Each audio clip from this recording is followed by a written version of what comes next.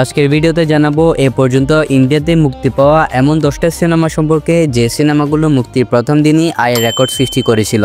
So ভিডিওটা অবশ্যই interesting হবে এবং প্রথম নম্বরে যে সিনেমাটা রয়েছে সেই সিনেমার কালেকশন শুনলে আপনি আসলে অবাক হয়ে যাবেন। সো ভিডিওটা শেষ পর্যন্ত অবশ্যই দেখতে থাকবেন।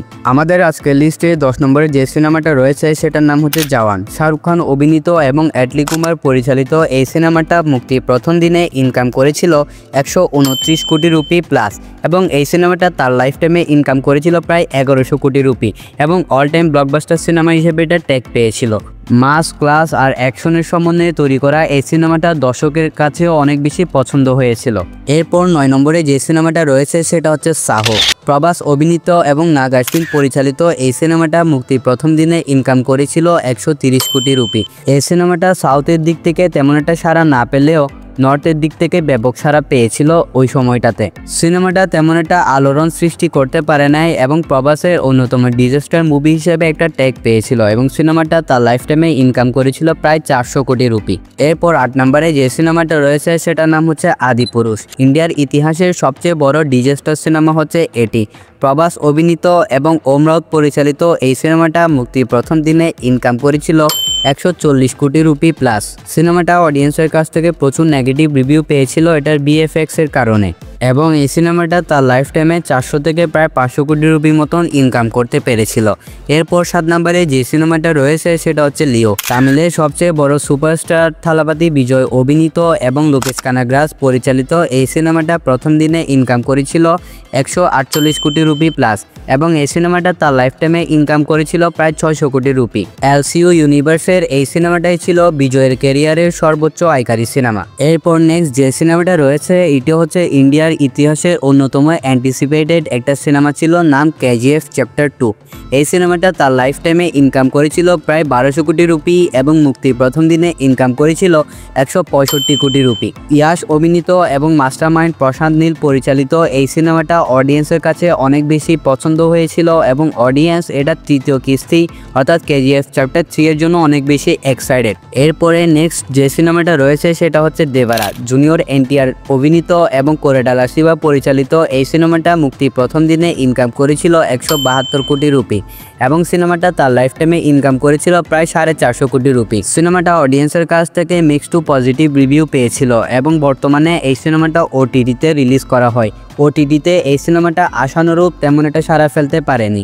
এরপর নেক্সট যে সিনেমাটা রয়েছে সেটা হচ্ছে সালার পার্ট 1। এই সিনেমাটাও পরিচালনা করেছিল মাস্টার মেকার প্রশান্ত নীল এবং অভিনয় ছিল প্রধান চরিত্রে প্রভাস এবং এই সিনেমাটা প্রথম দিনে ইনকাম করেছিল 178 কোটি রুপি। সিনেমাটা তার লাইফ টাইমে ইনকাম করে প্রায় 800 কোটি রুপি মতন, যদি এটা ক্ল্যাশের কারণে এত কম ইনকাম করতে পেরেছিল।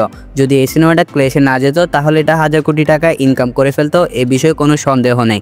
এটার পার্ট 2 খুব শীঘ্রই আসতে চলেছে। এরপর যে সিনেমাটা রয়েছে এটাও প্রভাসের সিনেমা, যেটার নাম হচ্ছে কালকি। এই সিনেমাটাও পরিচালনা করেছে নাগ আশ্বিন। এই সিনেমাটা প্রথম দিনে ইনকাম করেছিল 191 কোটি রুপি প্লাস। সিনেমাটা তার লাইফ টাইমে 1000 কোটি রুপি প্লাস ইনকাম করেছে। ইন্ডিয়ান সিনেমার জন্য এটা একটা গেম চেঞ্জার সিনেমা, কারণ এই সিনেমাটার মধ্যে যে ভিজুয়াল ইফেক্টসগুলো দেখানো হয়েছে এগুলো পুরো হলিউড লেভেলের ছিল। এরপর যে সিনেমাটা রয়েছে এটাও প্রভাসের সিনেমা, নাম বাহুবলী 2। ইন্ডিয়ার ইতিহাসের আলোড়ন ফেলে দেওয়া এই সিনেমাটা পরিচালনা করেছিল এস রাজামৌলি। সিনেমাটা মুক্তির প্রথম দিন ইনকাম করেছিল 218 কোটি রুপি এবং সিনেমাটা তার লাইফ টাইমে ইনকাম করেছিল 1800 কোটি রুপি প্লাস। সিনেমাটা অডিয়েন্সের কাছ থেকে এত বেশি পজিটিভ রিভিউ পেয়েছিল যে এই সিনেমাটা ইন্ডিয়ার দ্বিতীয় আয়কারী সিনেমা হয়ে গিয়েছে। এরপর নেক্সট এবং প্রথম নম্বরে যে সিনেমাটা রয়েছে এটি হচ্ছে RRR। এই সিনেমাটাও পরিচালনা করেছে এস রাজামৌলি। সিনেমাটার মধ্যে প্রধান চরিত্রে ছিল রামচরণ এবং জুনিয়র এনটিআর। এই সিনেমাটা তার প্রথম দিনে ইনকাম করেছিল 223 কোটি রুপি, যা এ পর্যন্ত ইন্ডিয়ার ইতিহাসে হাইয়েস্ট ওপেনিং সিনেমাগুলোর মধ্যে 1 নম্বরে অবস্থান করছে।